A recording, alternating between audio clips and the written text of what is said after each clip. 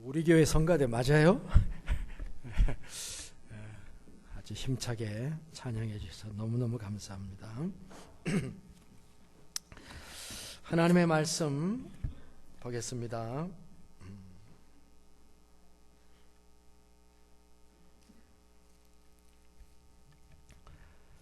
창세기 25장 27절 그 아이들이 장성하매 에서는 익숙한 사냥꾼이었으므로 들사람이 되고 야곱은 조용한 사람이었으므로 장막에 거주하니 이삭은 에서가 사냥한 고기를 좋아하므로 그를 사랑하고 리브가는 야곱을 사랑하였더라. 야곱이 죽을 쑤었더니 에서가 들에서 돌아와서 심히 피곤하여 야곱에게 이르되 내가 피곤하니 그 붉은 것을 내가 먹게 하라 한지라. 그러므로 에서의 별명은 에돔이었더라. 야곱이 이르되 형의 장자의 명분을 오늘 내게 팔라. 에서가 이르되 내가 죽게 되었으니 이 장자의 명분이 내게 무엇이 유익하리요. 야곱이 이르되 오늘 내게 맹세하라. 에서가 맹세하고 장자의 명분을 야곱에게 판지라. 야곱이 떡과 팥죽을 에서에게 주매 에서가 먹으며 마시고 일어나 갔으니 에서가 장자의 명분을 가볍게 여김이었더라. 아멘.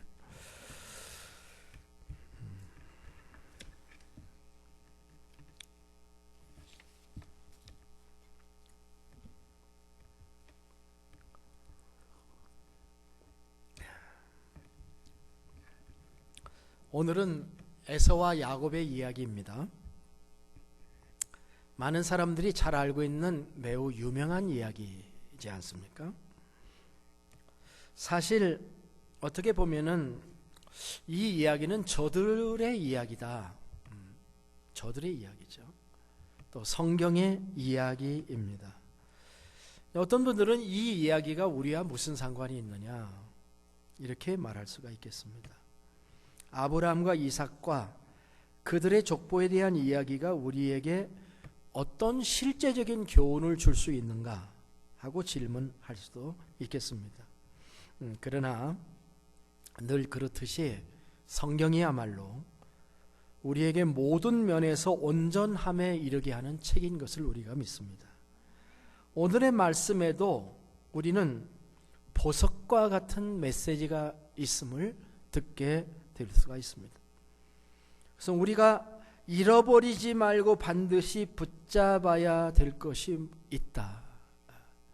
우리는 다른 건 잊어버려도 우리 살다 보면 참 많은 물건을 잃어버립니다. 그죠? 어떤 때는 집안에서도 잃어버려요. 못 찾아 어디에 있는지. 네, 뭐 잃어버린 건 괜찮습니다.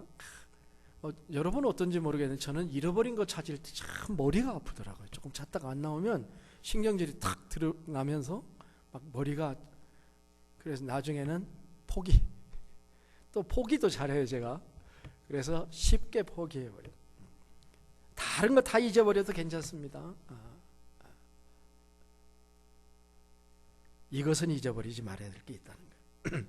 오늘 말씀은 그 아이들이 장성하매 라는 말로 시작했습니다. 에서도 장성하고 야곱도 장성했습니다. 컸다는 거잖아요. 에서는 장성해서 익숙한 사냥꾼이 되었다 이렇게 기록하고 있습니다. 익숙한 사냥꾼이라는 말은 사냥에 관한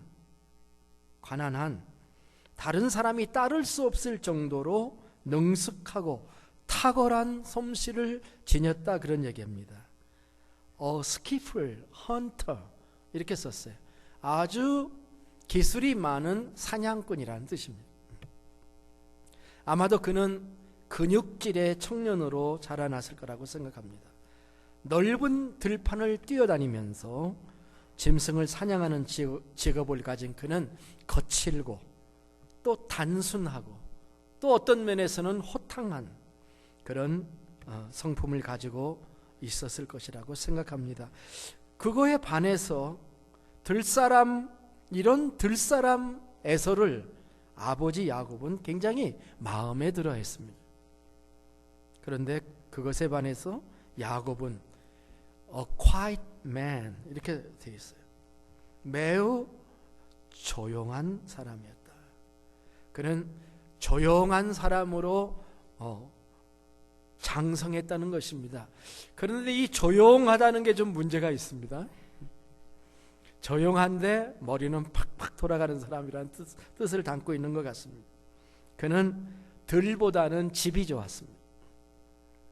한 배에서 간발의 차이로 나왔죠. 그 몇 초 차이예요. 발 잡고 나왔으니까. 발 잡고 나왔으니까 몇 초 차일까요? 몇 분 차이 나지 않은 간발의 차이로 나온 이 둘은 이렇게 서로 아주 다르게 성장하고 있는 것입니다. 성경은 이들의 신앙 교육에 대해서 얘기를 잘 하지 않습니다. 그러나 연대 계산을 이렇게 쭉 해보면은 에서와 야곱이 15살 될 때까지 아브라함이 살아 있었습니다. 자, 한번 계산해 봅시다. 100살에 이삭을 낳았습니다. 아브라함이. 그렇죠? 이삭이 우리 이제 우리가 쭉 해 봤으니까 이삭이 몇 살에 결혼했다고 그랬어요? 40살에 결혼했다. 그러면 이삭이 결혼할 때 아버지 아브라함은 나이가 몇 살이에요? 140살. 그렇죠? 이삭이 40살에 결혼했죠. 맞죠? 내가 헷갈리네. 그런데 아이를 낳은 게 몇 살이었어요? 60살. 잘 기억들 하시네. 그러면 60살 이삭이 에서와 야곱을 쌍둥이로 낳았을 때 아브라함은 몇 살? 160살. 몇 살에 죽었어요? 175살. 자, 그러면 15년. 에서와 야곱이 15살 될 때까지 아브라함이 살아 있었다. 그 얘기입니다. 자, 그러면 이게 무엇을 의미할까요? 아브라함이 손자들, 이 두 손자들 얼마나 이뻐요, 손자들이. 얼마나 이뻐요. 이 이쁜 손자를 데리고 뭐 했을까요? 어렸을 때는 같이 놀아주고 했겠지만 지금 15 years는 티네이저에 들어와 있잖아요. 그죠? 그러면 그들과 어떻게 시간을 보냈을까요? 무슨 이야기를 아이들에게 했을까요? 당연히 자기가 걸어왔던 하나님의 부르심에 대한 이야기를 자녀들에게 했을 겁니다. 이게 얼마나 큰 축복일까요? 선지자나 다름없는 아브라함을 할아버지로 두고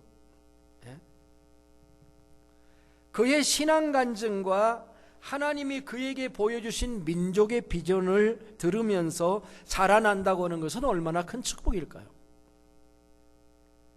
천하 만민에게 복을 주시려고 하나님이 우리를 택했어. 정말 이 윤리적입니다. 이 선택론이라고 하는 게 이 예수 믿는 사람의 선택론, 축복론, 왜 하나님이 나를 선택하셨느냐? 어떤 사람들은 다른 사람은 안 선택하고 나만 선택했다는 것 때문에 그 토론이 많지만 이 선택은 나를 통해서 다른 사람을 축복하려고 나를 선택했다는 이 선택론이잖아요. 이게 기독교적인 선택론이고 윤리론이에요. 이거 엄청난 은혜입니다. 진보된 거예요. 엄청난 축복의 말인데 이거를 자녀들하고 아마 저 같으면 그랬을 거예요. 밤하늘의 별을 함께 보면서 손자들 그런 날이 올라나?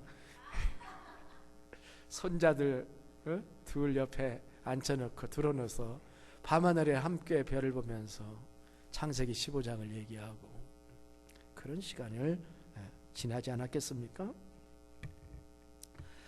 문제는 할아버지 아브라함과 아버지 이삭으로부터 이런 가르침을 받고 자라난 에서와 야곱의 마음 속에 하나님의 말씀이 얼마나 들어갔었을까? 하나님의 이 비전이 얼마나 들어간 것일까가 궁금해요. 그리고 이것을 알게 해주는 것이 오늘의 말씀입니다. 에서와 야곱의 상태를 보여주는 것이 오늘의 팥죽 사건이에요. 이 사건은 에서와 야곱이 무엇을 중요시 여기는가를 잘 보여줍니다. 여러분은 무엇을 중요시 여기세요? 무엇을 가볍게 여기고 무엇을 아주 엄중하게 여기느냐에 따라서 인생이 달라지는 것입니다.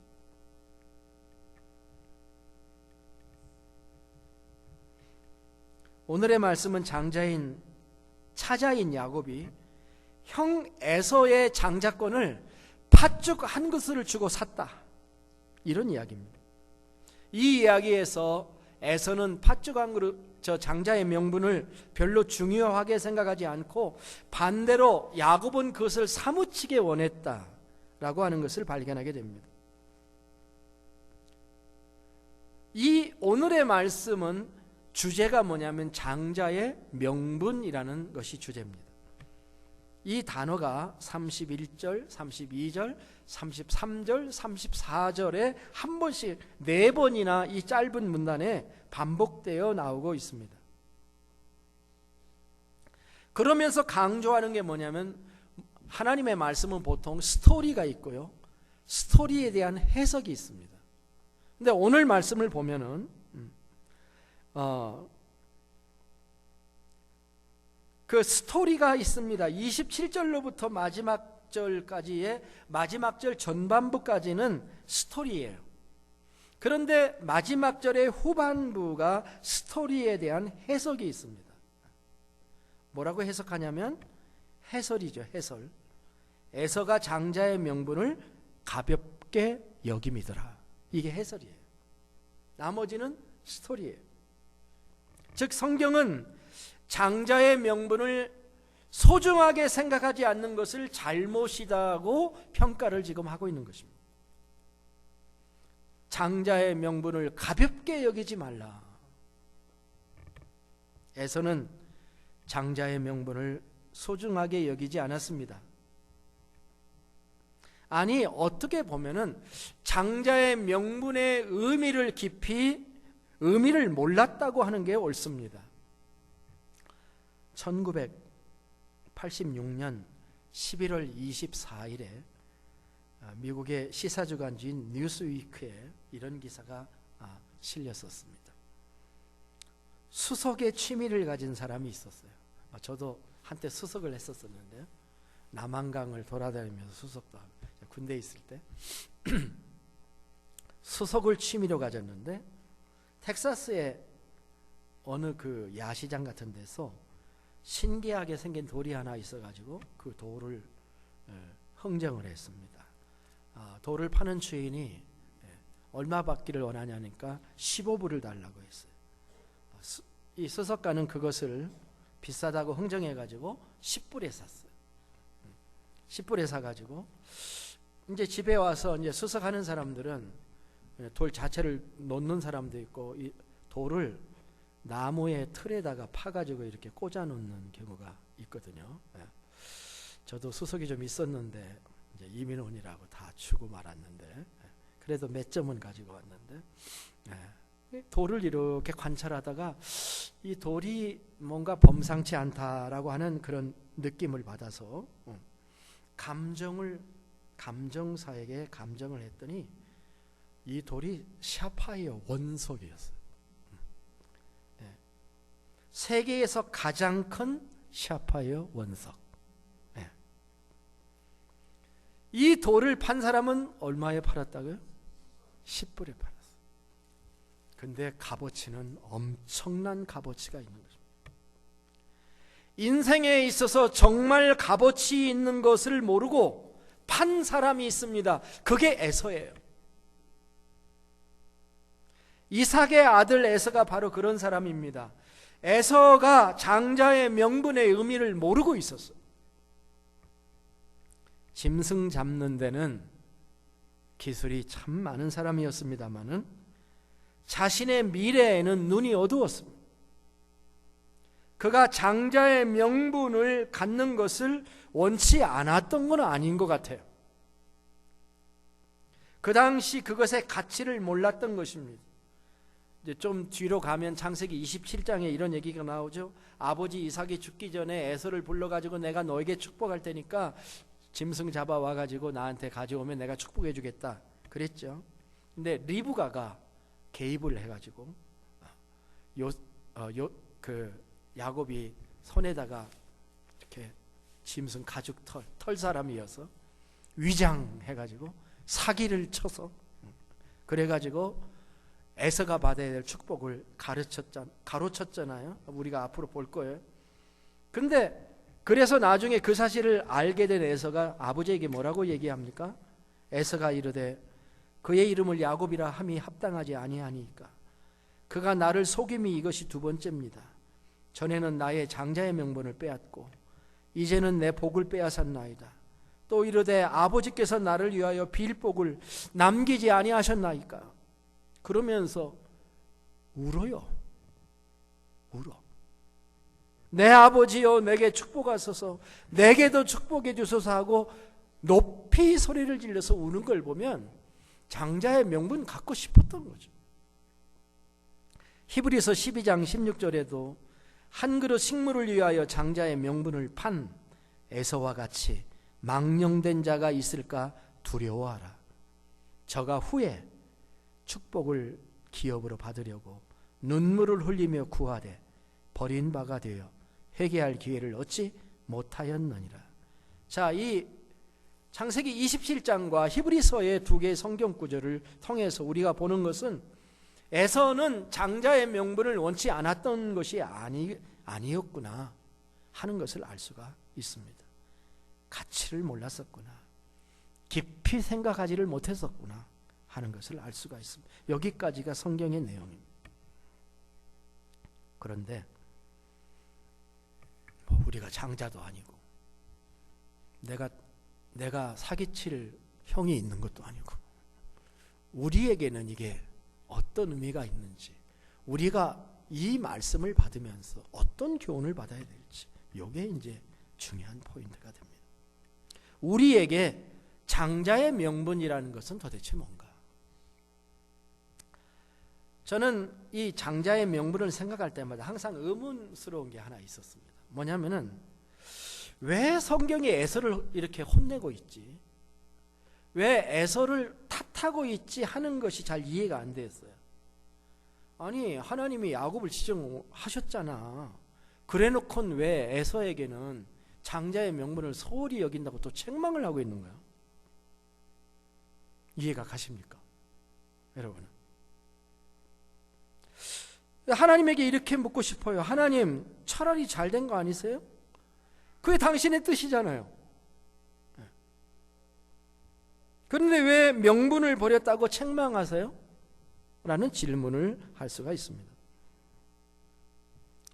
아무리 질문 안 해봐도 답이 없어. 근데 하나님 제 마음속에 이렇게 말씀, 너에게 적용하라. 너한테 적용하라. 예?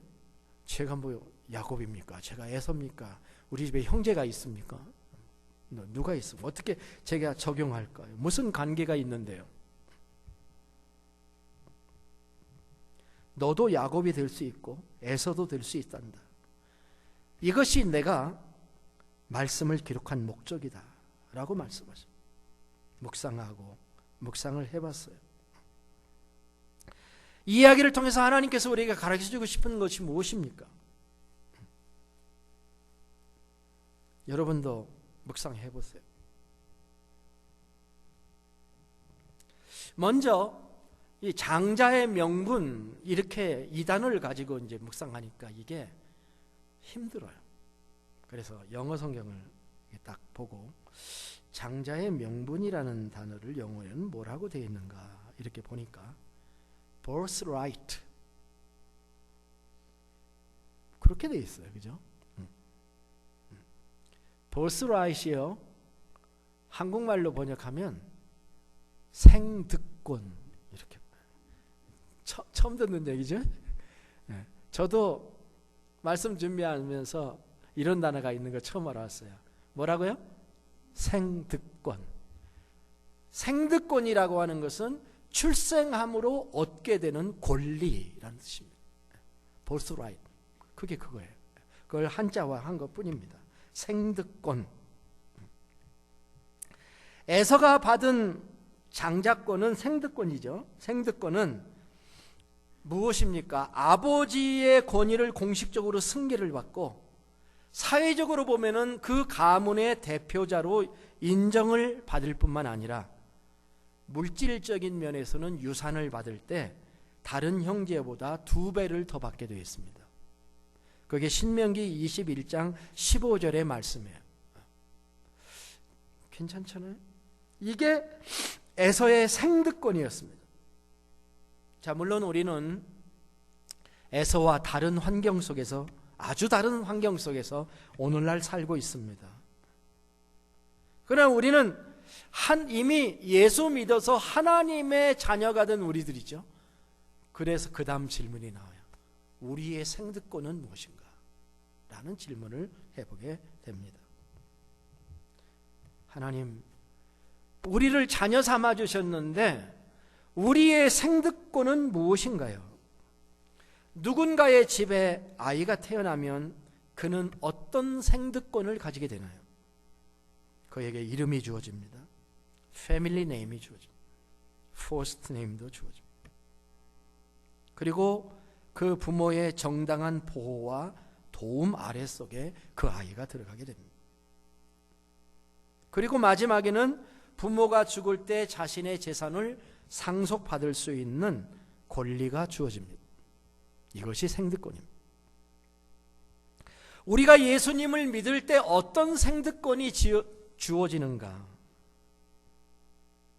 첫째는 하나님의 자녀라고 하는 그런 권리가 우리에게 주어집니다. 지난 시간에 말씀드렸죠? 예수님을 영접하는 자, 주님으로 영접해야 됩니다. 구세주로 영접해야 됩니다. 이 땅에 오직 주밖에 없네. 나의 주는 예수 그리스도밖에 없네. 예수님을 주님으로 영접하고 예수님을 구세주로 영접할 때 우리가 얻어지는 생득권의 첫 번째 가장 중요한 것은 하나님의 자녀가 되는 것이다 하는 것입니다. 하나님의 은혜로, 하나님의 성령으로 되어진 것입니다. 요한복음 1장 12절이죠. 저는 요한복음을 얘기할 때 1장 12절, 3장 16절, 5장 24절 이렇게 세 구절을 연결하는 습관이 좀 있어요. 요한복음은 3장 16절에서 누구든지 저를 믿는 자는 영생을 얻는다고 약속하셨습니다. 이것이 믿는 자의 생득권입니다. 우리는 영생을 얻는 자입니다.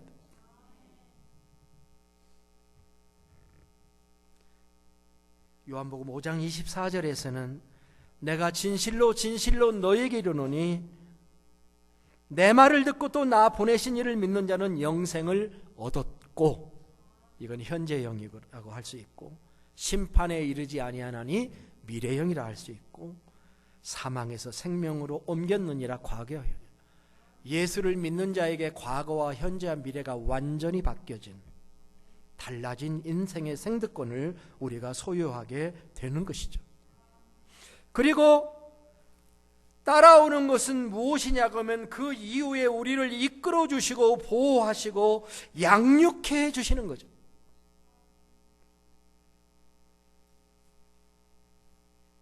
자녀를 둔다 하면 그것에 대한 책임을 진다는 의미가 있는 거죠. 부모는 자녀의 신음소리를 듣습니다. 자녀의 눈빛을 읽습니다. 지난 주간에 제 딸이 많이 아팠습니다. 고열과 감기 몸살로 목소리가 나오지 않고, 또 얘는 열나면 귀가 아파요. 고막이 아픈데 귀도 많이 아파 보였습니다. 옆에 없으니까 참 답답해요. 뭘 해줄 수가 없고. 자주 전화를 하기는 합니다. 그래서 약 좀 챙겨 먹어, 그렇게 얘기를 하니까 뭐라고 대답하냐면 이렇게 대답해요. 아빠, 엄마가 내 약이야. 이렇게 대답하는데 이쁘더라고요. 아빠 엄마가 내 약이야 라고 얘기해요. 별로 해줄 것도 없는 인간도 자녀들에게 조금은 도움이 되는데, 하늘 아버지는 우리의 기도를 경청해 주시고 가장 완벽한 방법으로 응답해 주시고 우리의 길을 열어주시고 시편 23편처럼 7가지 일을 해주세요. 시편 23편에 목자가 하는 7가지 일, 이 얼마나 감사한 것인지요. 이것이 하나님의 자녀의 생득권이에요. 권리입니다. 나같이 부족한 게 뭐 하나님이 이렇게 도와주실까? 아니에요. 생득권이에요. 이것이 자녀의 특권이며 하나님의 자녀로 태어날 때 얻어지는 권리다. 또 하나, 하나님이 우리를 자녀로 거듭나게 해주셨을 때 절대 잊어서 안 되는 거 하나는 상속권입니다. 오늘의 본문에서는요, 장남이냐 차남이냐의 문제이지만은 우리들의 문제는 하나님의 자녀라는 확신이 있느냐 없느냐의 문제인 것입니다. 성경의 문제는 야곱과 에서의 문제지만 우리는 사탄이 지배하려고 하는 세상의 가치관과 정체성의 문제인 것입니다. 우리가 누구인지 우리 자신은 참 잘 모를 때가 많고 그거를 간과하기가 참 쉽습니다. 많은 드라마들이요, 자기의 정체성을 몰랐다가 찾는 드라마들이 참 많습니다. 제이슨 본 아이덴티티라고 하는 영화도 있었고, 요즘 넷플릭스에 보니까 아르티칼 크로니클스라고 하는 한국 드라마가 떠 있던데, 거기도 보면은 주인공인 은썸이라고 하는 주인공이 자기의 정체성을 찾아가는 이야기들을 이렇게 드라마로 만들었던 걸 보았습니다. 이런 이야기들이 저 멀리 있는 소설들입니다. 나에게 적용 가능한 이야기가 아니죠, 소설들은. 그러나 내가 실제로 그 이야기의 주인공이 될 수는 없잖아요. 그러나 성경은 우리에게 말하기를 우리에게 버스라이트이 있다. 하나님의 자녀로 태어났을 때 권리가 있는데 그게 상속권이다. 이렇게 우리에게 말씀을 해주고 있는 것입니다. 로마서 8장을 펴십시다. 로마서 8장 16절 17절의 말씀을 읽어보겠습니다.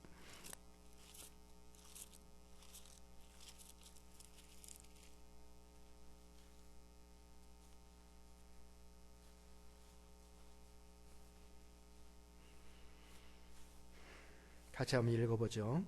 성령이 친히 우리의 영과 더불어 우리가 하나님의 자녀인 것을 증언하시나니 자녀이면 또한 상속자 곧 하나님의 상속자여 그리스도와 함께한 상속자니 우리가 그와 함께 영광을 받기 위하여 고난도 함께 받아야 할 것이니라. 아멘.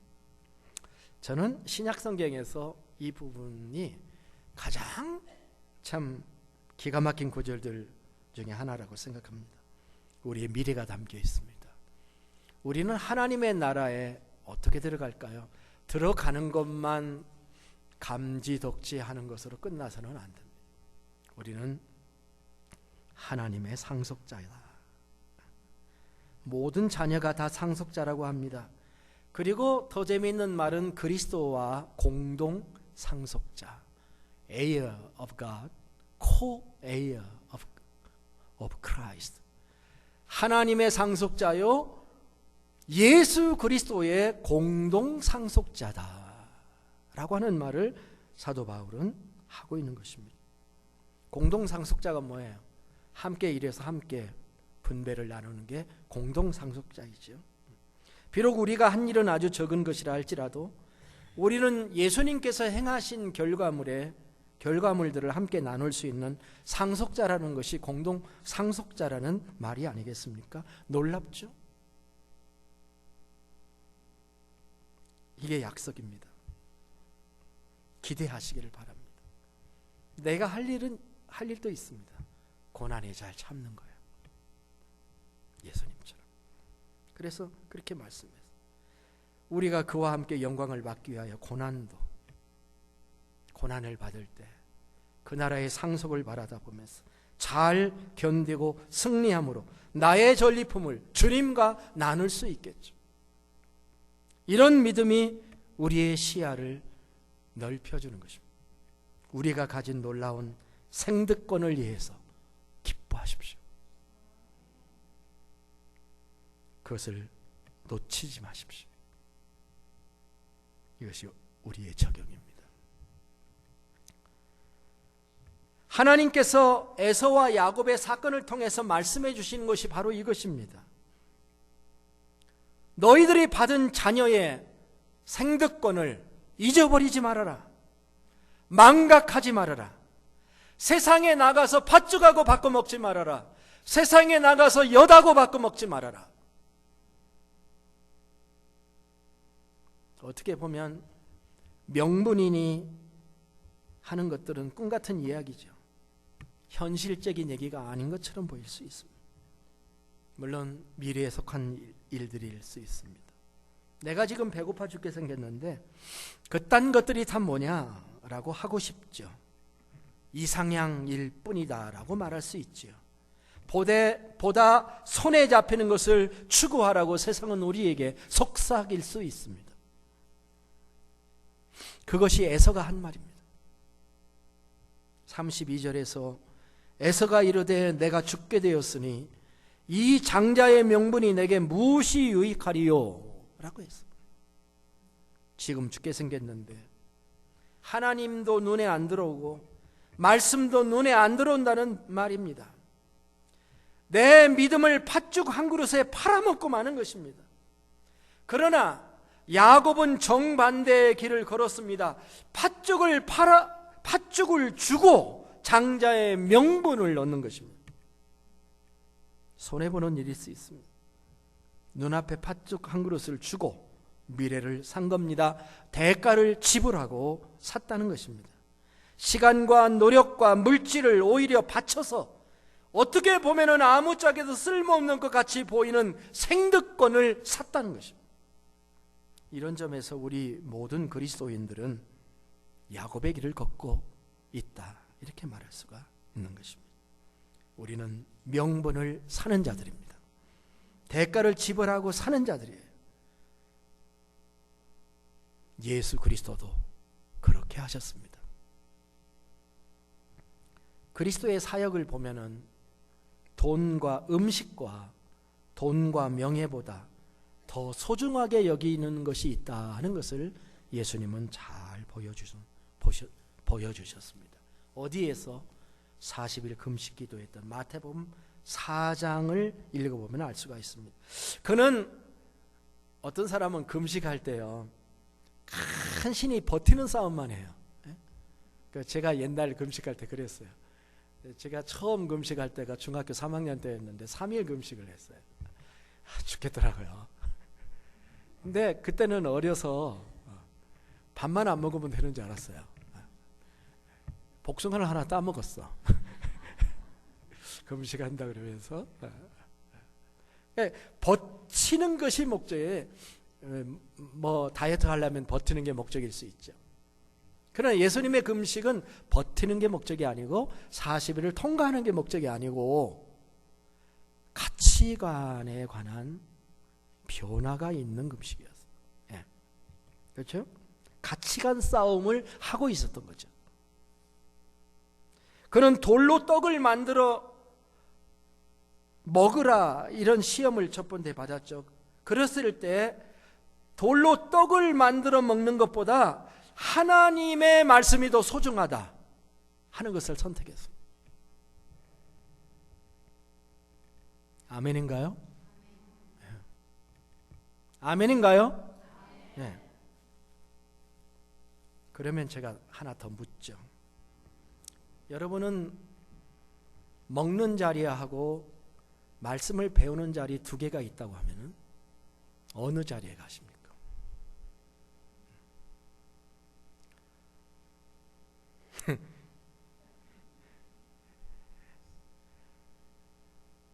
교회에서 말씀을 가르치는 자리가 하나 있고, 어디 좋은 음식점이 있다고 내가 사준다고 가자고 하면은 교회입니까? 음식점입니까? 솔직하게